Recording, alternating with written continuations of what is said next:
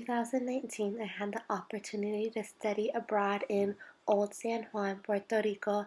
It is an incredibly small island in the Caribbean Ocean that is only 110 miles long and 35 miles wide. And this island was invaded by the United States in 1898 and has since then had a complex relation with the U.S. These complex factors include that Puerto Ricanos are U.S. citizens with less privileges, excluding them from not being able to vote for the president, having one non-voting resident commissioner in Congress, and not yet having the right to receive full disaster aid that the House of Representatives has approved and passed. Situation has caused the four Puerto Ricanos to feel like second-class citizens that have been ignored. Through my experience, I have noticed that many people have resentment towards the U.S. because of its unfair treatment and disregard of the urgency for disaster aid. Once during a conversation with a student, I intentionally switched from speaking in Spanish to speaking in English. The student said they could speak English, but they hate it and prefer to primarily speak in Spanish.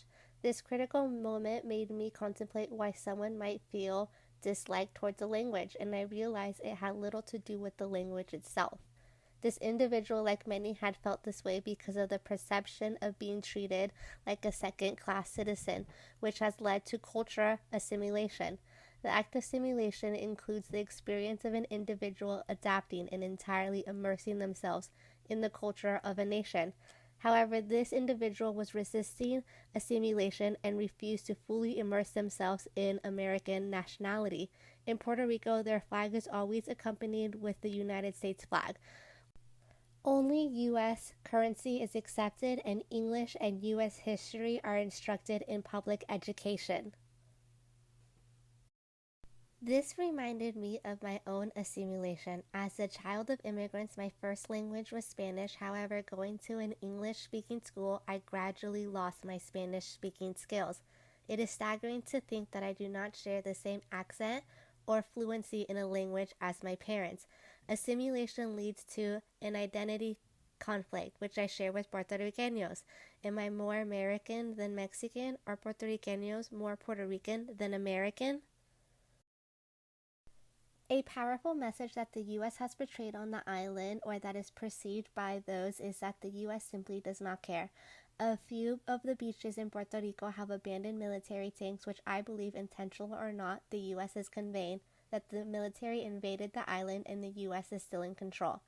It appears as if the U.S. military has deserted their tanks onto the people's beaches. In the same regard as the lack of taking care of the island, I experienced the negligence of the school campuses.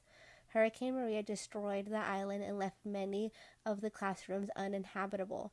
During Hurricane Duran, I remember when water came crashing down on us during the lecture and we were asked to move to the dry area of the classroom, appearing as if this is a common occurrence. People on the island would experience their electricity and water getting shut off without any notice. On a different incident, I remember waiting for hours in a day and then maybe two to get my water and electric back. I cannot imagine how some of the people survived without power for 6 months after Hurricane Maria, with little response from the U.S. Through my experience on the island, I noticed that many Puerto Ricanos have resentment towards the U.S. They feel like they are second-class citizens with no representation, but are forced to put up the American flag and learn English and U.S. history. This has led to an identity crisis that Puerto Ricanos have been battling since 1898. In addition, the lack of urgency to provide the island with the approved disaster aid has translated to the U.S. not caring for the well-being of the residents. Through my experience abroad, I have been able to relate with their identity conflict and felt my own resistance to fully assimilate. I experienced a fraction of what Puerto Ricanos continually live through, as they often progress without having power or water, without any notice of when it will be turned back on. The people of the island face an identity conflict, lack of representation, and the U.S. unwillingness to help.